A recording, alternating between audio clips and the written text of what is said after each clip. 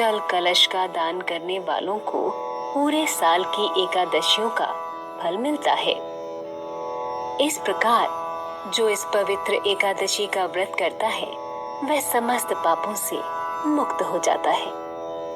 व्रत कथा। जब वेद व्यास ने पांडवों को चारों पुरुषार्थ धर्म, अर्थ, काम और मोक्ष देने वाले एकादशी व्रत का संकल्प कराया था, तब युधिष्ठिर ने कहा, जनार्दन, ज्येष्ठ मास के शुक्ल पक्ष में जो एकादशी पड़ती हो, कृपया उसका वर्णन कीजिए। भगवान श्री कृष्ण ने कहा, हे राजन, इसका वर्णन परम धर्मात्मा व्यास जी करेंगे, क्योंकि ये संपूर्ण शास्त्रों के तत्वज्ञ और वेद वेदांगों के पारंगत विद्वान हैं। तब वेद व्यास जी कहने लगे, कृष्ण और शुक्ल पक्ष की एकादशी में अन्न खाना वर्जित है। द्वादशी को स्नान करके पवित्र होकर फूलों से भगवान केशव की पूजा करें। फिर पहले ब्राह्मणों को भोजन देकर अंत में स्वयं भोजन करें। यह सुनकर भीमसेन बोले, परम बुद्धिमान पितामह, मेरी उत्तम बात सुनिए। राजा युधिष्ठिर, माता कुंती, द्रौपदी, अर्जुन, नकुल और सहदेव ये एकादशी को कभी भोजन नहीं करते तथा मुझसे भी हमेशा यही कहते हैं कि भीमसेन, एकादशी को तुम भी ना खाया करो। परंतु मैं उन लोगों से यही कहता हूँ कि मुझसे भूख सही नहीं जाएगी।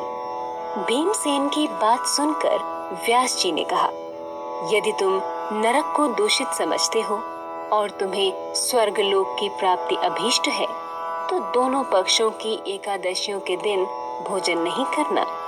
भीमसेन बोले, महाबुद्धिमान पितामह, मैं आपके सामने सच कहता हूँ, मुझसे एक बार भोजन करके भी व्रत नहीं किया जा सकता, तो फिर उपवास करके मैं कैसे रह सकता हूँ।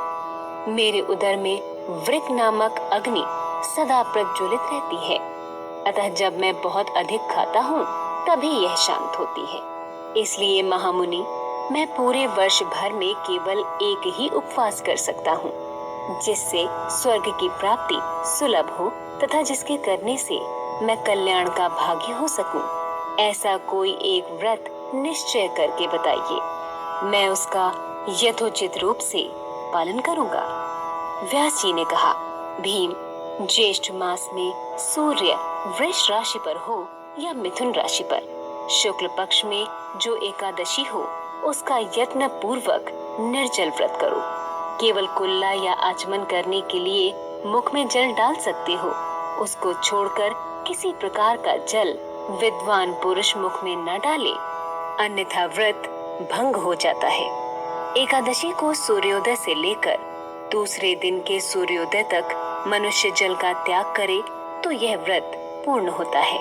इसके बाद द्वादशी को प्रभात काल में स्नान करके ब्राह्मणों को विधि पूर्वक जल और सुवर्ण का दान करें। इस प्रकार सब कार्य पूरा करके जितेंद्रिय पुरुष ब्राह्मणों के साथ भोजन करें। वर्ष भर में जितनी एकादशियां होती हैं, उन सब का फल इस निर्जला एकादशी से मनुष्य प्राप्त कर लेता है, इसमें तनिक भी संदेह नहीं है। शंख, चक्र और गदा धारण करने वाले भगवान केशव ने मुझसे कहा था कि यदि मानव सबको छोड़कर एकमात्र मेरी शरण में आ जाए और एकादशी को निराहार रहे तो वह सब पापों से छूट जाता है।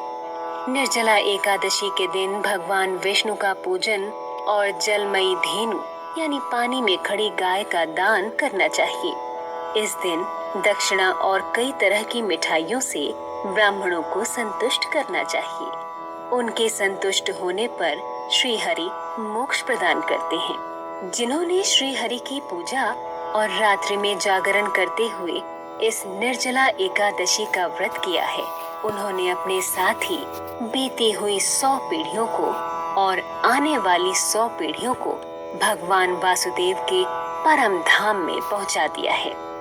निर्जला एकादशी के दिन अन्न, वस्त्र, गौ, जल, शैया, सुंदर आसन, कमंडलू तथा छाता दान करने चाहिए।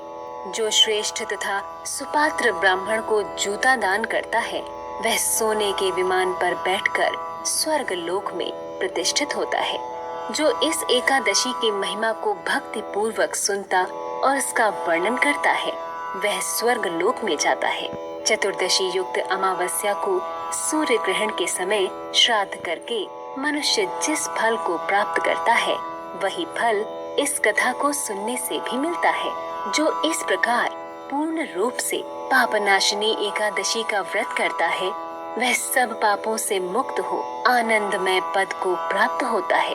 यह सुनकर भीमसेन ने भी इस शुभ एकादशी का व्रत आरंभ कर दिया। निर्जला यानी यह व्रत बिना जल ग्रहण किए और उपवास रखकर किया जाता है। इसलिए यह व्रत कठिन तप और साधना के समान महत्व रखता है। यह व्रत मन को संयम सिखाता है और शरीर को नई ऊर्जा देता है। इस कथा को सुनने से पुरुष और महिला दोनों समस्त पापों से मुक्त हो जाते हैं।